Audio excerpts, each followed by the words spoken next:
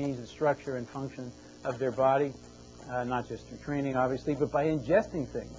Carbo loading before a marathon, Gatorade at breaks, special diets devised by scientists to try to change the structure and function of the body. In fact, the whole distinction between a food and a drug is incoherent. The FDA definition of a drug is a non-food substance taken to alter the structure and function of the body. A non-food substance taking the structure to alter the structure and function of the body. If you look for the definition of a food, you won't get very far. And if altering the structure and function of the body is what's at issue, I don't know why people carbo load or take Gatorade at halftime or take all the other things, the special diets that they do, if not to change the structure or function of the body. So athletes all over the world, all the time, ingest things to alter the internal structure or function of the body. Why is it of the 5,000 drugs in the PDR that are taken for that purpose, we single out 50 of them as being immoral, but the other 4,950 are quite all right? They're all taken to change the structure and function of the body. Well, the argument is claimed maybe that's okay. What's really unfair is unequal access. And that's, I think, is where the discussion should start.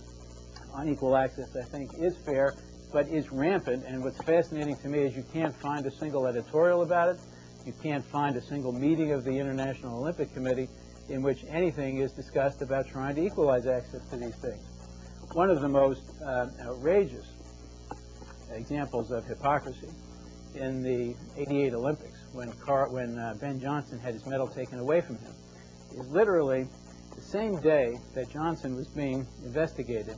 Janet Owens, the sprightly American swimmer who had won a gold medal, a long-distance medal, held a press conference after her race exuberantly holding up her greasy swimsuit, which had been developed by American manufacturers, concealed from the East Germans, the hated East Germans. And Janet Evans said with great confidence that they had proven that this greasy swimsuit improved their times by fractions of a second, but enough to make a difference in a gold medal race.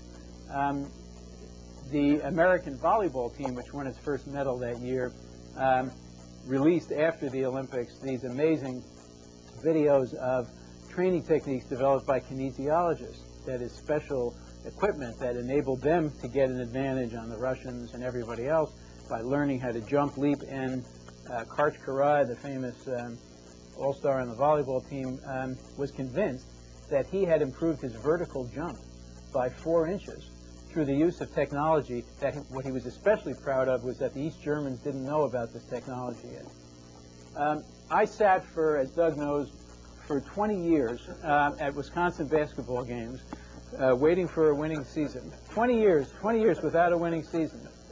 And at one of these games, I sat next to somebody who used to play basketball for Dean Smith, who played for the University of North Carolina.